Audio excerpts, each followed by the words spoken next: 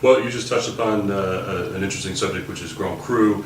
Could you describe a little bit about the AOC system and how it's arranged here in Alsace and how it might be different from some other regions? With respect well, to the AOC in Alsace is rather simple. We have 7 grape varieties for the AOC, and on top of that we have the Appellation Grand Cru Contrôlée. And Alsace enjoys 51 Grand Cru.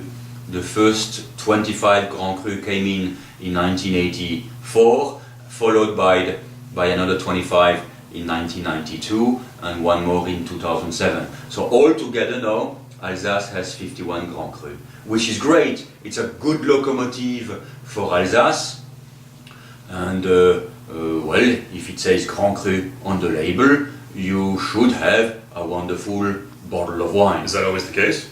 Well, of course you have to rely on the producer now. Correct. It's like in Burgundy. I mean, the Grand Cru doesn't make it. It's the producer who takes care of this Grand Cru, who works in the vineyards, who make the quality of the wine. So yes, I think you have to rely on the producer first. And so, with respect to Trimbach specifically, what Grand Cru vineyards do you either own or source from? Well, we have another great Riesling called Clos Sainte-Une. It's a white label, first produced in 1919, and this Grand Cru comes from Rosaquer, Grand Cru Rosaquer in Hunavir. Hunavir is about 1 mile south of my village, Ribeauvillé. And then the gold label Riesling Frédéric Emile comes from Grand Cru Geisberg and Grand Cru Osterberg, side by side, where we have a beautiful unity of soil and subsoil. And then we have some Gewürztraminer, we have some Pinot Gris coming from Grand Cru, and as far as the Pinot Gris is concerned, we call it private reserve. Réserve personnelle en français. Gold label as well, not produced every year, but very intense, very rich, with a beautiful creamy texture, great Pinot Gris. So when someone is shopping for a Grand Cru wine from Trimbach or from Alsace, will the varietal always be displayed on that label? Yes, yes, it should be, yes, absolutely. And that's a little distinction from other regions where, such as Burgundy, you don't necessarily know, you have to understand that. You have to know that while Burgundy is Pinot Noir when it comes to red, and it's Chardonnay when it comes to white. But in Alsace we make things a little easier, and we have done things easier much before, for much longer time now.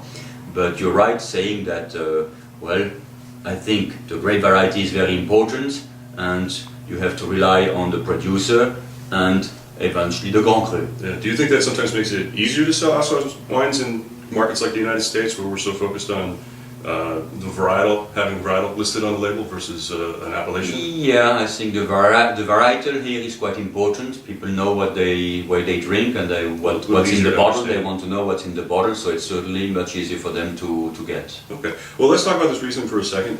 You described it a second ago, but could you just walk through again real quick? Well, first of all, look at the color. It's a beautiful young color still. Of course, it's 08, but this is a wonderful Riesling color, quite pale still, but with green edges. And I think this should really, just by the nose and by the color, it should tell you that it's going to age easily another 5 years. Now in the nose we have a wonderful ripe nose. We have grapefruit, as I said before. We have ripe yellow peach, or perhaps more like white peaches, and a touch of green apple as well. This is typical of Riesling, yes.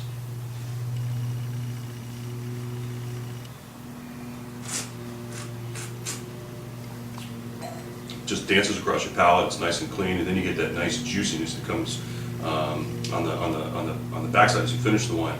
Talk about what we might have for food pairings with a wine like this. I think juiciness, as you said, is a very good thing to say, because it's quite juicy, and at the same time this wine makes your palate sing, it's very refreshing, it's vibrant, it's shiny, and this is all what Riesling is about in Alsace.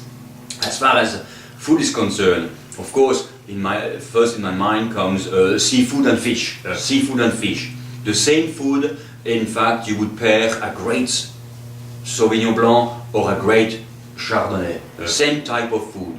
But of course fish, white meat, pork. In Alsace we eat quite a bit of pork. So pork is great with Riesling, because Riesling cuts through the fattiness, so it makes a wonderful balance. And of course, I'm now thinking about Asian food, thinking about sushi, sashimi, and all Thai food and so on. Riesling is just delicious with such beautiful Asian cuisine. Well, a lot of times we do recommend Rieslings, particularly the ones that have a little bit of residual sugar, to go with Asian cuisine, particularly Asian cuisine that has a little bit of heat to it, like sometimes Thai or Szechuan. Do you find a Riesling like this that is so bone dry, does that work just as well with Asian cuisine, or do we have to sort of pick and choose? It does work, but when it comes to the different flavors of the Asian cuisine, we have to be careful because it's such a wide cuisine. But I find that dry Riesling could work, dry Pinot Gris work extremely well, and of course dry Gewürztraminer. I'm saying dry because this is exactly our style. If you grab the same bottling but the Gewürztraminer bottling out of the shelf, the Gewürztraminer will be very aromatic, very intense, yet dry and elegant. And this is definitely the Trimbach style. My brother was named a few years back by Decanter Wine magazine one of the top 10 white winemakers in the world. Top 10. Because of our style. What we call the Trimbach style, it's all about elegance, focus, purity, and this is what our consumers, if I may say, love. When they pick a bottle of Trimbach, they know that there is a consistency in quality and a very important consistency in style. Yeah, because my brother Pierre is the winemaker. Yeah, you can definitely see that in this wine. I mean, this wine is very precise across your palate, very elegant. There's no, there's nothing, you know, abstract or weird about it. It's definitely got that density, and the finish just kind of keeps lingering on and on. It's very, very clean, very fresh, and almost the spiciness comes on the backside, but it's quite delicious, and exactly as you described. Do you make any red wine? We do make a little bit of Pinot Noir in Alsace. Pinot Noir is about 10% of Alsace production. Yeah, it's getting better and better, and no doubt about that, but bon, let's face it, 2.5 hours down the street is Burgundy, kingdom of Pinot Noir. Yeah. So, well, we'd rather like to focus on our white wine, Riesling, Pinot Gris, Gewürztraminer and Pinot Blanc, where we are top and where we are playing in first league. Yeah. No doubt about that. Huh? When it comes to the top Riesling, the top Pinot Gris, the top Gewürztraminer, Alsace is definitely into first league. Yeah, well, I can definitely see that. I mean, this wine here, you described a second ago, Chablis, you described Marlborough Sauvignon Blanc. I think this one is a great comparison to those two because you get the intensity and the minerality of great Chablis, you get the acidity, you get the focus of and the fruit content of a Sauvignon Blanc perhaps, but it plays to the middle between those two, I think, very nicely and expresses itself with just a delicious style and flavor. So I think this is a great wine, and like I said, it is Bastille Day today, and having this in July on a nice warm day with some fresh seafood would be a great way to celebrate. Thank you. All right. Cheers, santé as we say, and to Bastille Day. Santé. Merci.